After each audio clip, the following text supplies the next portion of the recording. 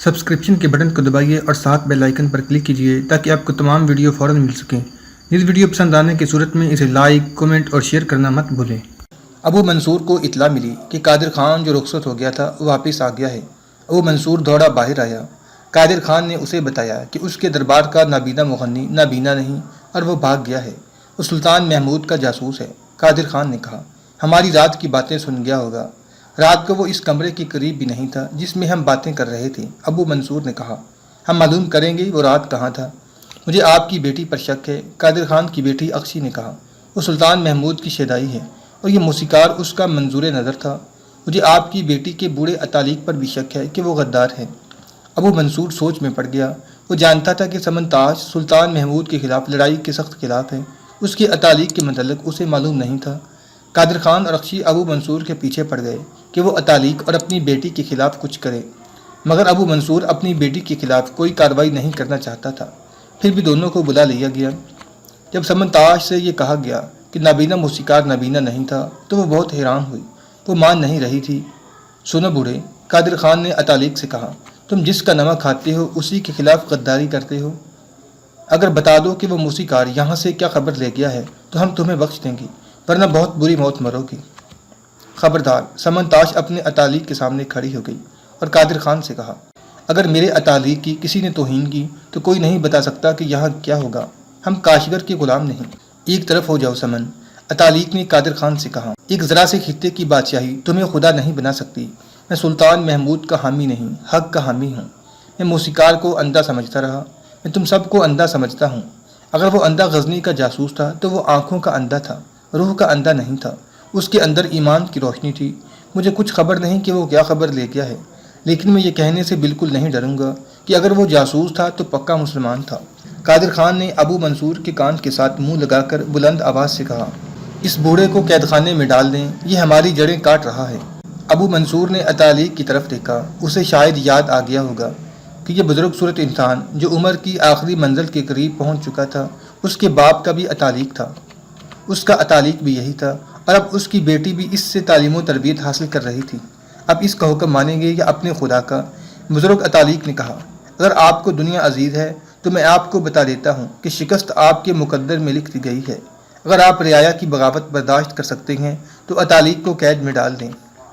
سمنتاج نے اپنے باپ کے کان کے ساتھ منہ لگا کر کہا اور وہ باہر نکل گئی۔ قادر خان، ابو منصور نے کہا، میں نے آپ کے ساتھ دوستی کا اور فوجیں اکٹھی استعمال کرنے کا معاہدہ کیا ہے، آپ کی اطاعت قبول نہیں کی۔ مجھے اتنا کمزور نہ سمجھیں کہ میں آپ کے حکم کا پابند ہو جاؤں۔ معلوم ہوتا ہے آپ سلطان محمود سے ڈرتے ہیں۔ قادر خان نے کہا، کیا آپ کو یقین نہیں آیا کہ میں اور توغان خان آپ کے ساتھ ہیں؟ سلطان محمود کا نہیں۔ ابو منصور نے کہا، میرے دل میں خدا کا کچھ خوف ابھی باقی ہے۔ مجھ پر بادشاہی کا نشہ ابھی اتنا سوار نہیں ہوا کہ میں نے جس کے ہاتھوں میں تعلیم و تربیت پائی ہے اسے قید میں ڈال دوں۔ آپ چلے جائیں اور اس یقین کے ساتھ جائیں کہ میں سلطان محمود کے ساتھ جنگ میں آپ کے ساتھ ہوں۔ اس نے عطالیق کو چلے جانے کا اشارہ کیا۔ عطالیق باوقار چال چلتا باہر نکل گیا۔ سلطان محمود کو اس کے جاسوس کیا خبر دیں گے؟ ابو منصور نے کہا، یہی کہ ہم خراسان پر حملہ کریں گے۔ یہ کوئی ڈھکی چھپی بات نہیں۔ وہ جانتا ہے ہم اس کے دشمن ہیں۔ اس نے خراسان کے دفاع کا انتظام کر رکھا ہے۔ آپ گھبرائیں نہیں، تیاری میں زیادہ وقت نہ لگائیں۔ قادر خان رخصت ہو گیا۔ عطالیق سمنتاج کے پاس چلا گیا اور اس سے پوچھا کہ یہ کہاں تک درست ہے کہ موسیقار نابینا نہیں تھا۔ سمنتاج نے اسے بتایا کہ وہ اسے نابینا ہی سمجھتی رہی ہے اور سلطان محمود کو اسی نے پیغام بھجوایا ہے، لیکن موسیقار نے کہا تھا کہ وہ کسی اور کو بھیجے گا۔ آنے والی تباہی کو خدا ہی روک سکتا ہے۔ عطالیق نے کہا، میں نے یہی پیغام بھجوایا ہے کہ تباہی کو روکو۔ سمنتاج نے کہا، اگر ضرورت پڑی تو میں خود غزنی چلی جاؤں گی، خواہ مجھے کیسی ہی سزا بھگتنی پڑے۔ بزرگ عطالیق نے سمنتاج کو جو تعلیم دی تھی وہ رنگ دکھا رہی تھی۔ سمنتاج نڈر اور بے خوف ہوتی جا رہی تھی۔ وہ جوان آدمی جو ابو منصور کے محل میں جھکا جھکا، مرا مرا، اداس اداس سا نابینا موسیقار بنا ہوا تھا، وہ خراسان کے پہاڑوں، چٹانوں اور جنگلوں کو چیرتا جا رہا تھا۔ اس کی گردن تنی ہوئی اور سینہ پھیلا ہوا تھا۔ گھوڑے کو آرام دینے کے لیے وہ اس کی رفتار کم کر دیتا اور بڑی پرسوز آواز میں گانے لگتا۔ گھوڑا یوں چلا جا رہا تھا جیسے اس کی آواز سے مسحور ہو کر چلا جا رہا ہو۔ اسے اب پکڑے جانے کا خطرہ نہیں تھا۔ وہ غزنی کی سلطنت میں داخل ہو چکا تھا۔ غزنی ابھی دور تھا۔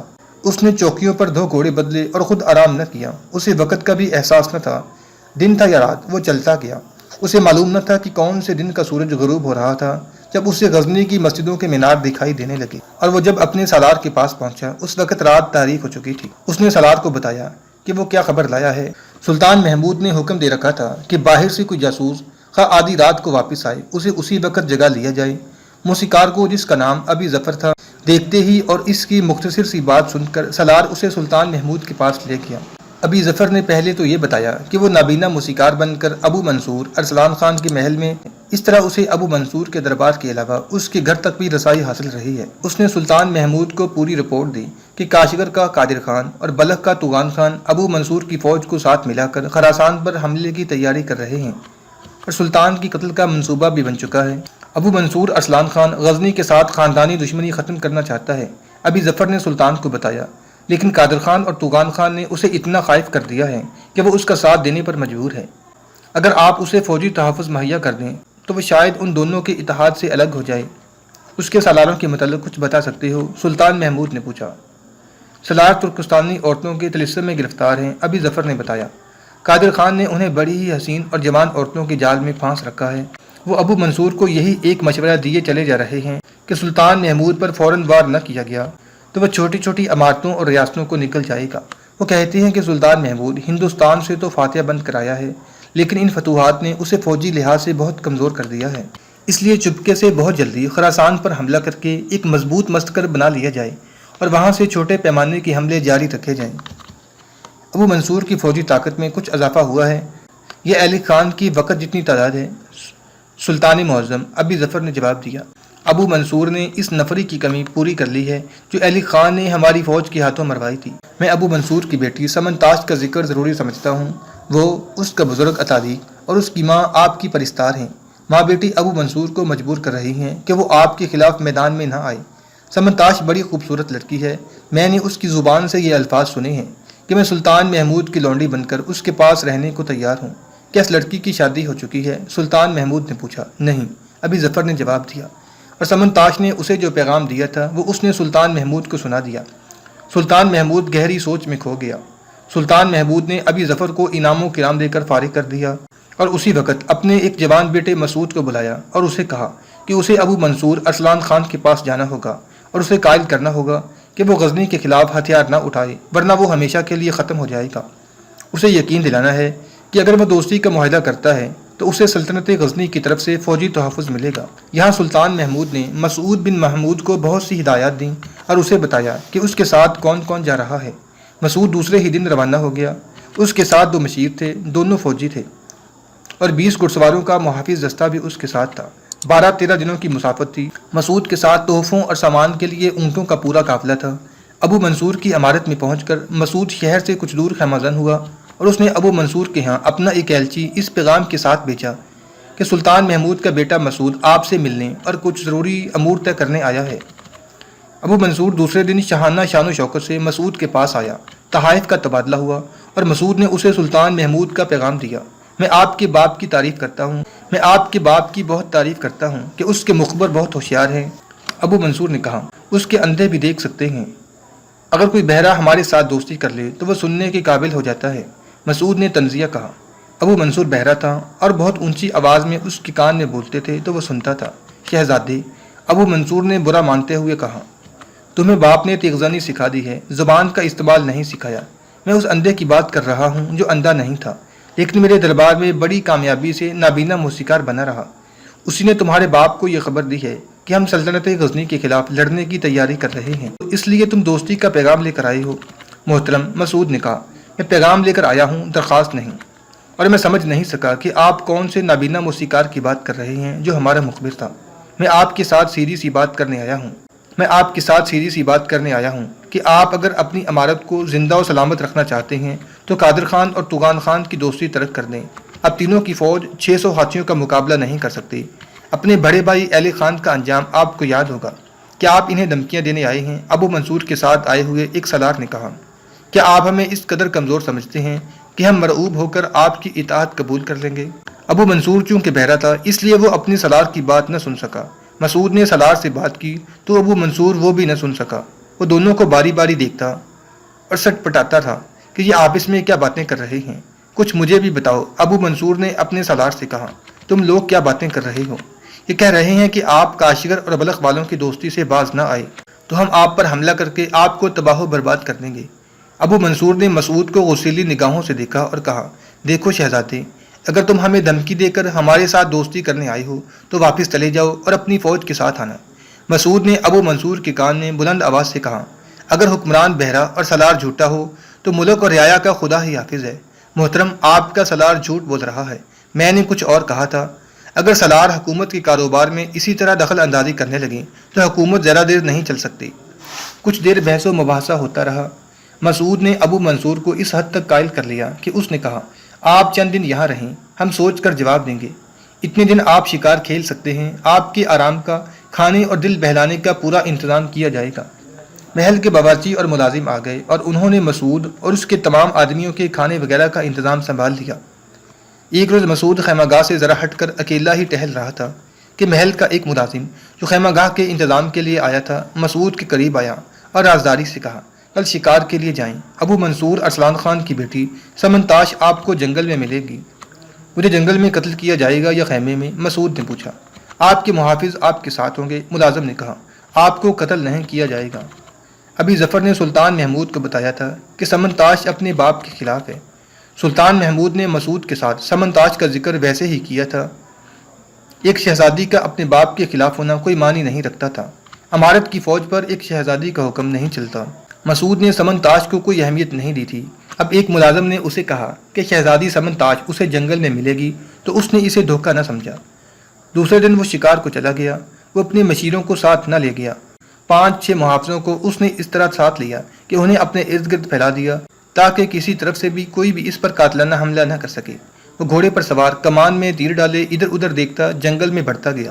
جنگل گھنا ہوتا گیا اور ہری بھری سرسبز چٹانیں بھی آ گئیں۔ اسے اپنے محافظوں کے گھوڑوں کی آوازیں سنائی دے رہی تھیں۔ ایک جگہ تو بہت ہی خوشنما تھی۔ چوڑے پتوں والی بیلیں گتھم گتھا ہو کر درختوں کے ساتھ لپٹی ہوئی تھیں۔ مسعود کو وہاں ایک جوان لڑکی کھڑی نظر آئی۔ اس کے قریب ایک گھوڑا کھڑا تھا اور لڑکی کے کندھے کے ساتھ کمان لٹک رہی تھی۔ ترکش گھوڑے کی زین کے ساتھ بندھی تھی۔ لڑکی کا چہرہ جس قدر دلنشین تھا اتنا ہی سنجیدہ تھا۔ وہ چپ چاپ کھڑی تھی۔ اس کا یہ انداز پر اسرار سا لگتا تھا۔ مسعود نے 15-20 قدم دور گھوڑا روک لیا اور ادھر ادھر دیکھنے لگا۔ اگر آپ مسعود بن محمود ہیں تو گھوڑے سے اتر کر آگے آ جائیں، لڑکی نے کہا۔ آپ کے لیے یہاں کوئی خطرہ نہیں، میں سمنتاش ہوں۔ مسعود گھوڑے سے اتر کر اس کے قریب چلا گیا۔ سمنتاش نے اسے گھاس پر بٹھا لیا۔ مجھے ایک جوان لڑکی کے بلانے پر یہاں نہیں آنا چاہیے تھا، مسعود نے کہا، لیکن مجھے معلوم ہوا ہے کہ آپ سلطان غزنی کی حامی ہیں۔ آپ کو غلط بتایا گیا ہے، سمنتاش نے کہا۔ میں سلطان غزنی کی نہیں، سلطان دو جہاں کی پرستار ہوں۔ میں اس رسول کی غلام ہوں جو سلطان غزنی کا بھی رسول ہے۔ میں اس اصول کی حامی ہوں کہ ایک رسول کا کلمہ پڑھنے والوں کو ایک دوسرے کا خون نہیں بہانا چاہیے، اور اگر ایک بھائی تخت و تاج کی طمع سے اپنے بھائی کا خون بہانے کے لیے تیار ہو جائے تو اس کے متعلق تمہارا کیا خیال ہے؟ اسے جینے کا کوئی حق نہیں، سمنتاش نے کہا۔ اس کے خلاف جہاد فرض ہو جاتا ہے۔ ان میں ایک تو تمہارا باپ ہے، مسعود نے کہا۔ میرا یہاں آنے کا مقصد صرف یہ ہے کہ ان کے خلاف جہاد فرض ہو جانے تک نوبت نہ آئے۔ کہ تم اپنے باپ کو اس اصول کا پابند نہیں کر سکتی جس کی تم قائل ہو؟ نہیں، سمنتاش نے کہا۔ میں نے آپ کو یہی بتانے کے لیے بلایا ہے کہ میرا باپ انہی ایمان فروشوں میں سے ہے جن کے خلاف جہاد فرض ہے۔ اب شاید حیران ہوں گے کہ کوئی بیٹی اپنے باپ کے خلاف ہو سکتی ہے، لیکن میں جس جذبے کے تحت اپنے باپ کے خلاف ہوں اسے سمجھنے کی کوشش کریں۔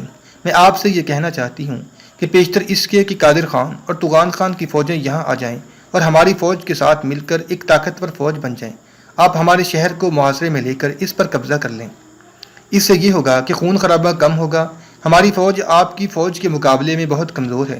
اگر آپ کا مقابلہ 3 فوجوں سے ہوگا تو دونوں طرف ایک ہی قوم کا اتنا خون بہہ جائے گا جتنا پہلی خانہ جنگیوں میں بہہ چکا ہے۔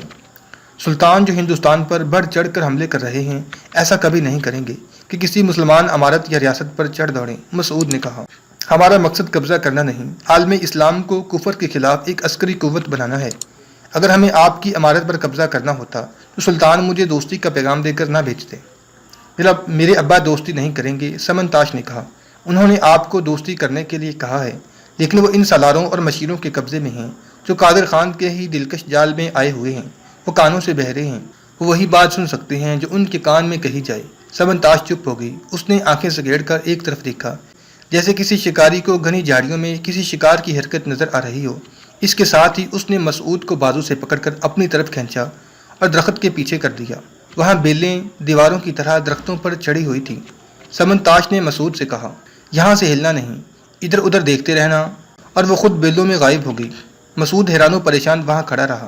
وہ کسی پھندے میں آ رہا تھا۔ تھوڑی دیر بعد اپنے قریب ہی اسے کمان میں سے تیر نکلنے کی آواز سنائی دی۔ وہ چونکا۔ فوراً بعد کسی کی کربناک آہ سنائی دی۔ مسعود نے منہ سے سیٹی بجائی۔ اس کے 3-4 محافظ جو سیٹی سن سکے تلواریں سونتے اس کے پاس آ گئے۔ اس نے سامنے والی سرسبز چٹان پر ایک آدمی کو کھڑے دیکھا جس کے کندھے میں تیر اترا ہوا تھا۔ سمن تاش نے سامنے آ کر مسعود سے کہا، میرے ساتھ آؤ۔ مسعود اپنے محافظوں کے ساتھ اس چٹان پر گیا جہاں اس نے وہ آدمی دیکھا تھا جس کے کندھے میں تیر اترا ہوا تھا۔ وہ آدمی بیٹھ گیا تھا اور کراہ رہا تھا۔ سمن تاش نے خنجر نکال کر اس کی نوک اس زخمی کی شہرت پر رکھ دی۔ سچ بتا دو، تمہیں گھوڑے پر اٹھا لے جاؤں گی اور یہ تیر نکلوا کر زخم کا علاج کرا دوں گی۔ سمن تاش نے اسے کہا، جھوٹ بولو گے تو درخت کے ساتھ باندھ جاؤں گی، سوچو کہ تم کیسی موت مرو گے۔ زخمی نے رحم طلب نگاہوں سے پہلے سمن تاش کو پھر مسعود کو دیکھا اور بولا، سلطان محمود کے بیٹے کو قتل کرنے آیا تھا۔ تمہیں کس نے بتایا تھا کہ سلطان محمود کا بیٹا یہی ہے؟ سمن تاش نے پوچھا۔ مجھے دکھایا گیا تھا، زخمی نے کہا۔ میرے ساتھ ایک اور آدمی تھا، وہ بھاگ گیا ہے۔ یہ کس کا انتظام ہے؟ خان کاشگر قادر خان کا، زخمی نے کہا، اور اس نے آپ کے والد امیر محترم ابو منصور ارسلان خان سے بات کر لی تھی۔ انہوں نے کیا کہا تھا؟ سمن تاش نے پوچھا۔ آپ کے والد محترم نے کہا تھا کہ میں نے سلطان محمود کے بیٹے کو اپنے جواب کے انتظار کے لیے روک لیا ہے، تم لوگ اپنا کام کر سکتے ہو، وہ شکار کے لیے ضرور جائے گا۔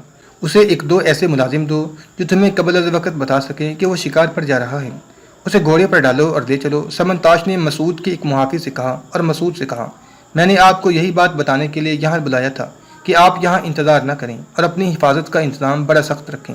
یہ اتفاق کی بات ہے کہ میں نے چٹان پر پودوں کی اوٹ میں اس آدمی کو ہلتا جلتا دیکھ لیا تھا۔ مجھے اس کی کمان بھی تھوڑی سی نظر آ گئی تھی۔ اس جگہ شاہی خاندان کے سوا کوئی بھی شکار کے لیے نہیں آ سکتا۔ میں نے بیلوں کے بیچ چھپ کر اس پر تیر چلایا تھا۔ مجھے کیا کرنا چاہیے؟ مسعود نے پوچھا۔ اب واپس چلے جائیں، سمن تاش نے کہا۔ مجھے نظر آ رہا ہے کہ ہماری ملاقات میدان جنگ میں ہوگی، کہ تم مجھے میدان جنگ میں ملو گی۔ شاید، سمن تاش نے کہا، اور اس کی آنکھوں میں آنسو آ گئے۔ آنسو کیوں؟ میں پاگل ہوں، سمن تاش نے جذباتی سے لہجے میں کہا۔ ذرا سی خاموشی کے بعد اس نے مسعود کے دونوں ہاتھ اپنے ہاتھوں میں لے کر اور جھنجلا کر کہا، کیا میں پاگل نہیں ہوں مسعود؟ کیا میرا اتالق پاگل ہے؟ فریب کاروں کی بستی میں حق کی بات کہنے والوں کو پاگل کہا کرتے ہیں۔ میری شادی ایک ایسے شہزادے کے ساتھ ہوگی جو شراب پیتا ہے اور جسے احساس ہی نہیں کہ قوم اور مذہب کی کیا ذمہ داریاں ہیں جو اس پر عائد ہوتی ہیں۔ اس کے ایک ہاتھ میں کمان تھی اور دوسرے ہاتھ میں خنجر۔ اس نے دونوں ہتھیار آگے کر کے پرجوش آواز میں کہا، میری شادی ان سے ہو چکی ہے، یہ میرے سہاگ کی 2 نشانیاں ہیں، کمان اور خنجر۔ عورت مرد کی تفریح اور نمائش کی چیز نہیں، کمان اور خنجر عورت کا زیور ہے۔ تم ایسی باتیں کیوں کر رہی ہو؟ مسعود نے کہا۔ جس کے ہاتھ میں کمان اور کندھے کے ساتھ ترکش لٹک رہی ہو، اس کی آنکھوں میں آنسو نہیں آیا کرتے۔ سمن، کیا ہمیں یہیں کھڑے رہنا چاہیے؟ نہیں، سمن تاش نے کہا، آپ چلے جائیں، آپ غزنی چلے جائیں۔ آپ کو اس جاسوس نے جو یہاں نابینا موسیقار بن کے آیا تھا بہت کچھ بتا دیا ہوگا۔ اس نے آپ کے والد محترم تک میرا پیغام پہنچا دیا ہوگا۔ یہ تم اسی سے پوچھ لو۔ مسعود نے اپنے ایک محافظ سے کہا، ابھی ظفر کو بلاؤ۔ ایک گھڑ سوار گھوڑا دوڑاتا چٹان پر آ گیا۔ وہ بھرے بھرے چہرے والا تنومند جوان تھا۔ وہ گھوڑے سے اتر کر مسعود تک گیا تو اس کی چال سے جیسے چٹان ہل رہی تھی۔ انہیں پہچانتے ہو ظفر؟ مسعود نے سمن تاش کی طرف اشارہ کر کے پوچھا۔ ابھی ظفر سمن تاش کو دیکھ کر مسکرایا۔ سمن تاش بھی مسکرا دی۔ میں نے تمہیں مشکل سے پہچانا ہے، سمن تاش نے اسے کہا۔ اپنے سلطان تک میرا پیغام پہنچا دیا تھا؟ لفظ بلفظ ابھی ظفر نے جواب دیا۔ یہ ہمارا بڑا ہی کامیاب جاسوس ہے، مسعود نے کہا۔ یہ محافظ دستے کا آدمی نہیں، اسے میں اپنی رہنمائی کے لیے ساتھ لایا ہوں۔ اور سمن، اس زخمی کو کہاں لے گئے ہیں؟ میں فیصلہ نہیں کر سکی کہ اسے اپنے باپ کے پاس لے جاؤں یا جراح کے پاس۔ سمن تاش نے جواب دیا، میں جا رہی ہوں، معلوم نہیں کہاں ملاقات ہوگی یا نہیں۔ آپ کو دوستی کے پیغام کا جواب مل گیا ہے، آپ آج ہی روانہ ہو جائیں۔